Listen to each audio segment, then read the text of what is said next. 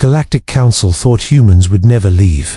But one day, without warning, Earth went dark. No messages, no signals, no ships. Humanity had simply ...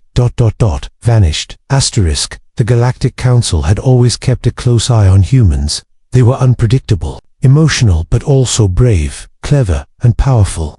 Some feared them, some respected them, and many depended on them. Humanity had earned its place among the stars not by force, but through knowledge, courage, and endless curiosity. No one expected them to leave. At first, it was small things. A human trade ship didn't arrive on time. A science station on the edge of the Vega system went silent. Then more stations stopped responding. The Council assumed it was a technical error, maybe a solar flare, a communication glitch, or some pirate activity. But then Earth itself went dark. No messages, no broadcasts, not even a distress signal. It was as if the entire human race had decided to vanish overnight. The Council sent scout ships to investigate. What they found was even more confusing. Earth's orbit was empty. The moon bases were abandoned. Cities on Earth were still standing clean, untouched but lifeless. There were no signs of battle, no destruction. It looked like people had simply walked away from everything. Some thought it was a mass extinction. Others feared a new kind of weapon.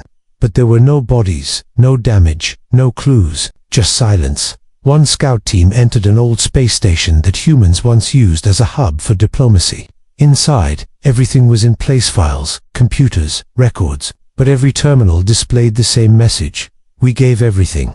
You gave nothing. Goodbye. The Council panicked. Some species believed this was the beginning of a human trick. Others believed it was the end of the age of peace. Without humans, many old rivalries between alien species started to rise again. Trade agreements broke down. Treaties were ignored. Skirmishes began in the border systems. Pirate attacks tripled. Worlds that once depended on human engineers and teachers were left in chaos. In the Council's main chamber, members from dozens of planets gathered in confusion and fear. No one understood why humans left, or how they disappeared so completely. For centuries, humans had been everywhere on Council ships, leading missions, healing the sick, solving conflicts. They were the glue holding the galaxy together. Now, that glue was gone. A historian named Rocken from the Sauria species stood before the Council and said, "We treated them as tools. We laughed at their warnings. We ignored their sacrifices. Perhaps this was their final choice." Some agreed, some didn't. But one thing was clear: without humanity, everything felt colder, weaker, and uncertain. Meanwhile, far away in a forgotten sector, a small alien research vessel found something drifting in space. It was a human ship, but it wasn't sending any signal. It looked perfectly new. No damage, no life signs, just floating. The team pulled it in, powered it up, and searched its systems. All the data logs were wiped, except for one file hidden deep in its core. The file was protected by heavy encryption, but the researchers cracked it open after hours of work. It contained a video message. The screen lit up with the face of a human captain. He looked calm but tired. Behind him were stars, unfamiliar ones, far from known space. His words were simple. "To those we leave behind, remember, we tried, we helped, we warned, but you didn't listen. We're not running, we're not hiding, we're choosing a different path. One that doesn't include you." And then the screen went black. The research team looked at each other in silence. That was the moment they realized this wasn't a disappearance. This was a decision. Back at the Council, tensions rose. Rumors spread that the humans had found something dangerous at the edge of the galaxy. Some believed they were running from it. Others believed they had gone to face it alone. No one could be sure. What terrified the Council most was not that humans were gone, but that they had left quietly. No war, no warning, no promises, just a silence that felt louder than any explosion.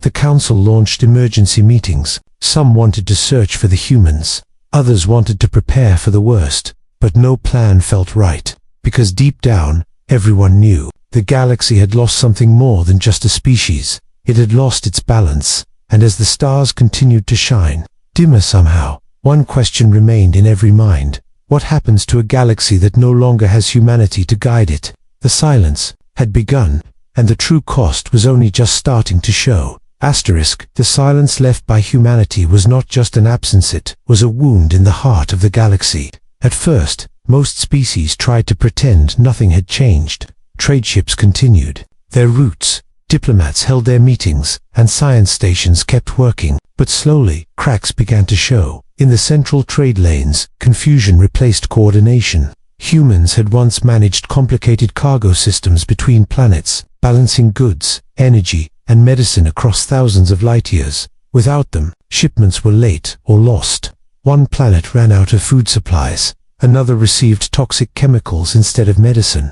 Small problems grew larger. On peaceful border worlds, local leaders had once depended on human advisors, quiet individuals who understood both politics and people. Now, with those advisors gone, arguments turned into disagreements. Disagreements became chaos. There were no human voices to cool the fire before it spread. Within the Galactic Council, confusion grew deeper. Meetings dragged on longer.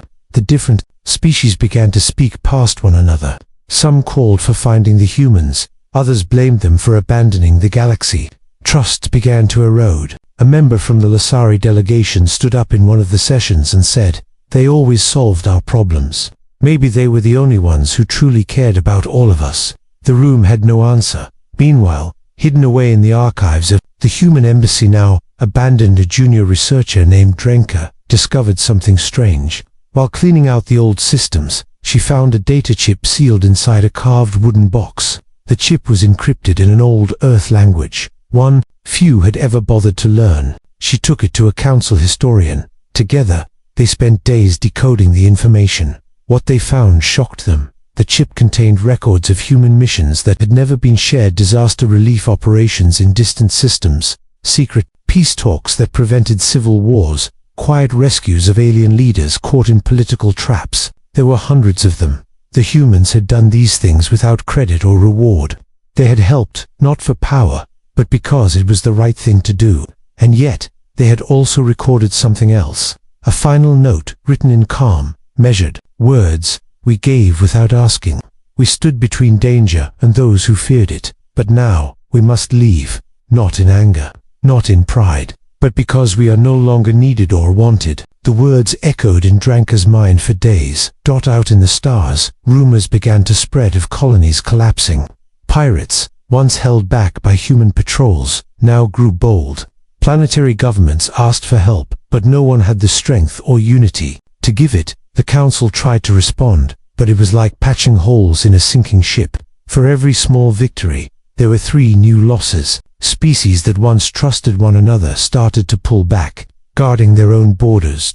In one council session, a seasoned diplomat named Theron said, "We assumed the humans were just one more species, but they were the bridge. They were the reason we worked together." A message soon arrived from a distant mining planet. Its people were stranded after a reactor failure. They sent a distress call to the council, begging for help. In the past, humans would have responded within hours. This time, it took 5 days before any ship could reach them. By then, it was too late. This was the moment that changed everything. The council began to panic. Their systems were falling apart slowly, piece by piece. Still, no sign of humanity, no signals, no ships, just emptiness. In secret, some leaders began to wonder if the humans were watching from somewhere, waiting, testing them, or worse, preparing for something the council had ignored. A few believed humanity had found something at the edge of the galaxy, something dark. There had been whispers, old logs, unexplained encounters. Maybe humanity hadn't left the galaxy. Maybe they had left for the galaxy to protect it. If that was true, why had they stayed silent? Back in the council archives, Drenka and her historian partner made one final discovery. A star map drawn by hand, not by machine. It showed routes no one had seen before, deep into uncharted space. At the edge of the map, a message written in human script: "Beyond this line, we walk alone." Was it a warning, a goodbye, or something else entirely? They took the map to the council. Some laughed, some dismissed it, but a few took it seriously. And quietly, a mission began. To form a small team, a single ship, sent to follow the trail of the humans, because now the council understood the truth. This was not just the story of a species that vanished, it was the story of a galaxy slowly waking up to what it had lost, and what it might never find again. ChatGPT said, "The old human ship drifted like a forgotten memory in space. No one knew how long it had been there, weeks, months, or even years. The ship's design was unmistakably human, strong lines, practical structure, and small details made with care. The Galactic Council research team floated silently through the cold halls of the abandoned vessel, unsure of what they were looking for, but unable to turn away. The lights flickered to life as they connected their own power cells. Dust floated like mist in the air. Terminals blinked. Doors creaked open. The ship was intact, almost as if it had been waiting for someone to return. There were no signs of struggle, no damage, no warnings, only silence. Then one of the researchers, a soft-voiced alien named Kale, found something hidden beneath the command deck. A small silver cube, too simple to notice at first. When activated, it projected a holographic map of the galaxy. But this map was different. It didn't show trade routes, stations, or known systems. It showed the places humans had visited in secret. Dots of light lit up far beyond the Council's reach, strange corners of the galaxy, places marked with notes in the human language. Some were labeled safe, others watched, and a few simply read, "Don't approach." At the far edge of the map, a section was highlighted in red. The note attached to it read, "Confirmed anomaly. Active. Decision point reached. No further Council involvement." The team stared at the map, the air heavy around them. Kale asked what everyone else was thinking. What did they find out there? Back at the Council, the discovery caused unease. The data was analyzed and verified. This wasn't a trick. The ship and the cube were real. It confirmed something many had begun to fear. Humanity had discovered a secret, and whatever it was, they had decided to face it alone. But why? The Council sent quiet messages to all remaining archives, trying to collect everything they had ignored before. They found old reports, declassified after years of sitting in silence. Reports that spoke of human ships exploring unknown regions, responding to distress calls from systems that didn't officially exist, missions that were never recorded in Council files. In one such report, a human commander wrote, "There is something moving out there, something older than the stars. We don't understand it, but we can feel it watching. If we fail, let history know we tried." It was easy to ignore these messages before. They had seemed dramatic, uncertain, incomplete. But now, with humanity gone, they began to feel like warnings. Still, there was no answer, no clear explanation, just pieces of a puzzle that led in one direction into deep, uncharted space. One Council member, a scholar named Varel, stood up during a closed session and said, "They didn't leave us out of hatred.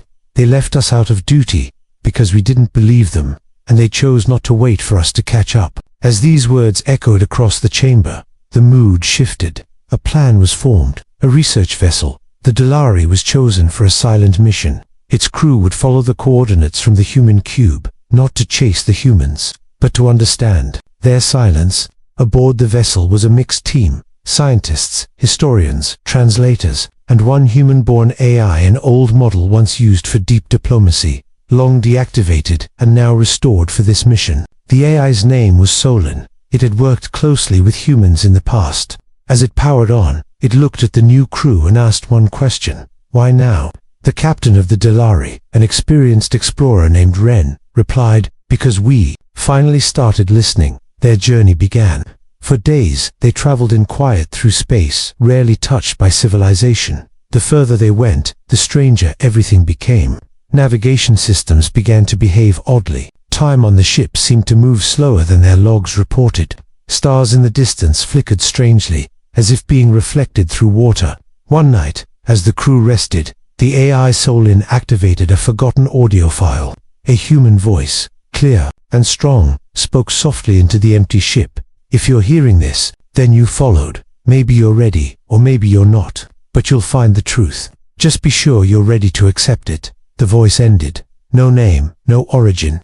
The crew stared at each other, uncertain whether to be afraid or hopeful. Then, finally, they arrived.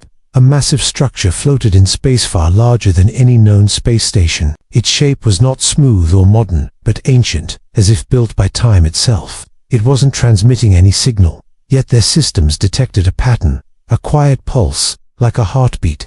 And on the outer ring of the structure, one symbol glowed. Softly, it was the emblem of Earth. The Delari stopped at a safe distance. Lights were dim. The pulse continued. No doors opened. No voices came, just the sound of waiting. The crew didn't speak. They knew this was not the end of their journey, only the beginning of a truth that humanity had known before anyone else. And now, the galaxy would have to face it too. The gateway structure hovered silently in deep space, surrounded by stars no chart had ever marked. The Delary floated nearby, its engines quiet, its crew motionless as they stared at the impossible design before them. The markings across the ancient walls were unmistakable human in origin, but not in style. They were older, deeper, more intentional, as if carved not just into metal, but into time itself. No lights blinked, no defenses activated, and yet, everyone on board felt something watching. Captain Wren stood in the observation bay, studying the ring-like formation. "This wasn't built for war," he said softly. "It was built for travel. But travel to where?" The crew had spent the last 2 days trying to scan the structure, but nothing worked as expected. Energy readings were inconsistent. Gravity shifted slightly, even outside the field of the ship. Communications lagged, and internal clocks lost seconds, then gained them back. Only one thing seemed to respond consistently: the pulse, a soft, repeating rhythm coming from the core of the structure, like a heartbeat or a countdown. The AI Solin was the first to understand the pattern. It matched the rhythms used in early human code, specifically one used in Earth's deep-sea communication systems, long before they reached space. A forgotten language repurposed to hide a message in plain sight. With patient decoding, Solin translated the message: "Gate is stable, awaiting key. Do not follow unless you remember why we left." The message was unsettling. Awaiting a key. Did the humans lock the gate? Or had they left it open only for those who understood their decision? No one aboard the Delary had any answers, only more questions. And yet, curiosity pushed them forward. A landing team prepared to board the structure. Captain Wren selected 4 members: Kale the researcher, Drenker the historian, an engineer named Vesh, and Solin to interface with any human technology. The shuttle launched with quiet engines, drifting toward the massive surface. As they approached, a section of the hull shifted, folding open like petals to allow them inside. No one had touched to control. The structure had welcomed them on its own. Inside was not darkness, but soft light. The walls were smooth and curved, not cold metal, but something that felt warm to the touch. It hummed not loud, but just enough to remind them they were not alone. That as they walked deeper into the halls, strange symbols appeared along the walls: maps, diagrams, equations. Some were scientific, others looked more like art, but all had one thing in common. They told a story. It was the story of a decision. One wall showed star systems with lines connecting them. These were the systems the humans had helped in secret conflicts, prevented, diseases cured, planets saved from ruin. Another wall showed something darker, swirling patterns that looked like collapsing stars, planets cracking, shadows spreading through space. And then there was one final wall. It showed a single line moving away from the rest, toward a vast, empty space marked only with a symbol, a doorway surrounded by light. The message was clear. Humanity had left not to escape, but to confront something no one else had seen, or perhaps had chosen to ignore. At the center of the chamber stood a console. It powered on when Solin approached. A single prompt appeared, written in multiple languages, including Common Galactic Standard. Do you accept what they chose? The team stood in silence. Captain Wren stepped forward and placed a hand on the console. I don't know if we understand it yet, he said, but we're here to try. The structure responded. The pulse increased in rhythm. Lights across the chamber shifted in waves. And then, for the first time, they saw it. A window opened, not a physical one, but something that bent space itself through it. They glimpsed a world, not Earth, but something like it. A planet wrapped in shimmering clouds, surrounded by stars that moved in slow patterns, almost like they were alive. Human ships moved in and out of orbit. A city floated above oceans, glowing softly with energy unfamiliar to the crew of the Delary. And at the center of it all, humans. Not as they remembered them. These humans walked with purpose, calm and unafraid. They worked beside beings the Council had never seen before, creatures of light in motion, strange and graceful. It was a new civilization, a new chapter. Humanity hadn't run. They had evolved, grown, moved forward without waiting for the rest of the galaxy to catch up. The vision ended as quickly as it began. Solon confirmed it wasn't a recording. It was a live transmission. "They're not gone," Solon said. "They're watching." Kale whispered, "Maybe they left the gate open, in case we chose to follow, not out of fear, but understanding." The chamber pulsed once more. The door back to the shuttle opened as the team returned to the Delari. The ship's systems detected something new. Coordinates, a path, a way forward, but there was no message, no demand, no invitation. Just the quiet option to follow, or to stay behind. The crew gathered in the command room. The council would expect a report. Some would want to lock the gate. Others would want to chase the humans for answers or power. But the crew of the Delari had seen enough to understand this wasn't about control. It was about choice, and the choice would define not just their mission, but the future of the galaxy itself. The stars beyond the gate were not like the ones they had known. They shimmered with unusual colors, violet silver and deep amber. Time passed strangely aboard the Delari as it slowly moved through the passage, opened by the structure. The stars outside seemed to shift in rhythm with the pulse of the ship. Even the crew noticed something odd. Their thoughts felt clearer, more focused, yet strangely calm. No fear, only wonder. They had not jumped to another place in the galaxy. This was something else entirely. Space here felt more alive, like it was aware of them. The ship's systems continued to track the new coordinates. They were following the stream of data left behind by the humans. The AI Solon had confirmed that the signal they were now tracing wasn't just guiding them, was adapting to their presence, changing ever so slightly in response to their actions. "It's not just a signal," Solon said. "It's a path laid with purpose." After 2 days in this strange space, they saw it. A planet slowly came into view. Floating in peaceful orbit was a space station made of translucent material that shimmered like water and crystal combined. It bore markings in human script, but with additions, new characters and shapes never seen in any known language. The planet below was beautiful. Oceans so blue they looked like mirrors. Vast green forests, towering white structures that rose above the clouds, softly lit by energy sources unfamiliar to the crew. The city in orbit had no weapons, no defensive systems. It simply existed in quiet harmony, suspended in peace. But it was not empty. As the Delari approached, a message blinked across the ship's interface. It was brief, in perfect translation. "You have seen enough to understand. If you still wish to meet us, dock." No further instructions, no demands, no rules. The crew looked at one another. Captain Wren gave a quiet nod, and they moved the ship forward. Docking was smooth. No tethers or clamps, just a gentle magnetic pull guiding them into place. When the doors opened, the air that greeted them was fresh and warm. Gravity matched their own ships exactly. Inside stood 3 figures, each human in appearance, dressed in flowing garments that shimmered like the surface of a calm lake under moonlight. They spoke softly. "Welcome. We hoped someone would come." The leader of the 3 introduced herself. As Lyra, she explained what the council had feared, and what humanity had quietly accepted long ago. "There is something deep in your galaxy," she said. "Something very old. It is not evil, not in the way you understand it, but it is cold, consuming, and without care for life. We sensed it growing, far before any of you noticed. We tried to warn you. You were not ready to hear." Her words struck the crew deeply. Kale asked, "Then why didn't you fight it? Why leave without telling us everything?" Lyra smiled gently, almost sadly. "Because war wasn't the answer. We tried strength, we tried diplomacy, but nothing could stop it. So we chose to become something different." She gestured to the city below. "This isn't just a new home. It's a new way of being.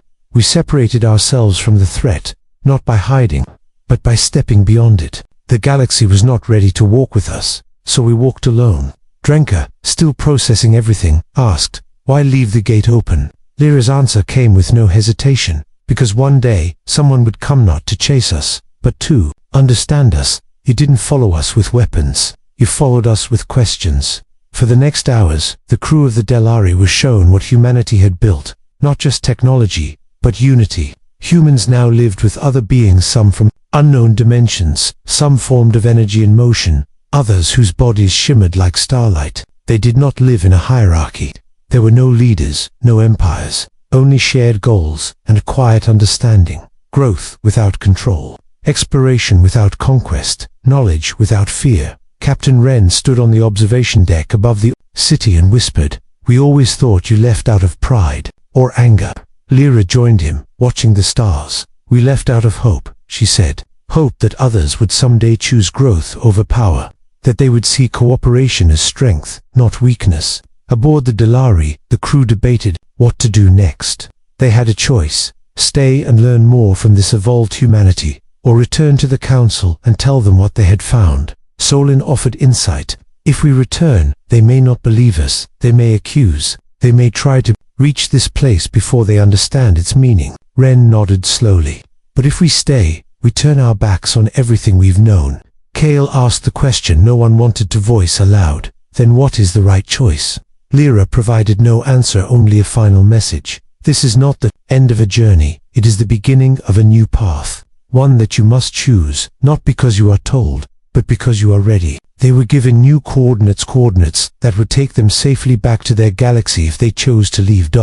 As the crew gathered in the command room, each face reflected a different thought: wonder, worry, curiosity, peace. The question hung over them like a quiet breeze in a forest of stars. Do we return and change the galaxy, or stay and change ourselves? The lights of the city below shimmered, waiting. No alarms, no threats, no closing doors. Just the quiet chance to become more. The Delari floated silently above the shimmering world where humanity now lived, not as conquerors, not as rulers, but as something more. The crew stood in the observation deck one last time, watching the horizon curve softly beneath a sky unlike any they had ever known. They were surrounded by peace, but burdened by choice. The coordinates to return had been given. No locks, no conditions, only a message: return if you choose, but return with understanding, not orders. This place was not meant to be chased only, reached. Captain Wren sat quietly, reviewing logs from the last few days. What they had seen on this world challenged everything they thought they knew, just about humanity, but about possibility itself. Technology without greed, unity without control, a future not built on competition, but on shared vision. And yet, behind the calm, something still echoed, the quiet warning, the thing that had made the humans leave in the first place. It still existed. Somewhere in the galaxy the Delari had left. Behind it waited. They had not been told exactly what it was. Lyra had only hinted. It is not something you fight. It is something you must rise beyond. If you face it with fear, it grows. If you ignore it, it spreads. Only by changing ourselves can we render it powerless. The crew's mission had begun with mystery, then turned to discovery. Now, it stood at the edge of transformation. One path led home, the other, into the unknown. Kale, the researcher, spent the last hours wandering the human city. He spoke with people who remembered Earth only as a distant name. They showed him archives of human history that stretched beyond anything in the councils. Records they told stories of species that once feared each other, now building worlds together. And in one corner of the library, Kale found something unexpected. A record of the first moment humanity realized they had to leave. It was not because of a disaster. It was not a war. It was a meeting, a simple encounter with something ancient, so ancient. It had no form, no words, only presence. Humans called it the echo, not a being, not a force, but a reflection of what civilizations feared the most. Themselves. It showed them what their galaxy might become, if pride remained the guide, if power became the language, if control replaced cooperation. That was the moment they decided to walk away, not out of despair, but out of responsibility. They could not stop what was coming, but they could refuse to become part of it. Kale shared the record with the crew. Silence filled the room. Drenker, the historian, was the first to speak. "We always believed progress meant going faster, getting stronger, reaching farther. But maybe real progress is choosing what not to become." Solin, the AI, added thoughtfully, "I have seen both sides now. The galaxy we left, and the one we have found. The real question is not which world is better, it's which one we are willing to build." The council back home would never accept these words without proof. Yet proof would not be enough. Understanding couldn't be forced, and once this place was discovered, it could never be hidden again. The crew knew they had to decide: go back and try to guide change, or stay and begin anew. But before they could decide, something unexpected happened. The Delaris communication array picked up a signal. It came from the old galaxy, weak, distorted, a council, distress call. Multiple systems were under strain, starports abandoned, communications failing, a sudden spread of collapse that made no sense. It was not war, not rebellion, but something subtler, colder, the kind of quiet falling apart that matched exactly what the humans had once feared. Captain Wren stood by the comm screen, staring at the flickering image of council members requesting guidance, asking if any humans remained, asking for the knowledge they once ignored. "They're calling for us," Kale whispered. "They're calling for the humans," Drenka corrected. "No," said Solin softly. "They're calling because they're finally ready to listen." The crew faced the final choice: to return and guide a broken galaxy toward what it could become, to remain in this quiet, perfected world, letting those behind find their own way. In the end, the answer came not from logic, but from purpose. The Dalari turned slowly toward the gate. Lyra watched from the surface, eyes closed, smiling. "You've chosen not to follow us," she said aloud, "to no one in particular, but to become what we hoped you would be." The ship crossed the boundary of the gate once more. The strange stars faded behind them, and ahead lay the familiar Galacino, longer as they had left it, but as it had always been, still hurting, still struggling, but maybe ready. And in the silence that followed, one truth remained. Humanity had not left the galaxy to hide from it. They had left to show it the way. Now it was time to return, not with anger, not with pride, but with light.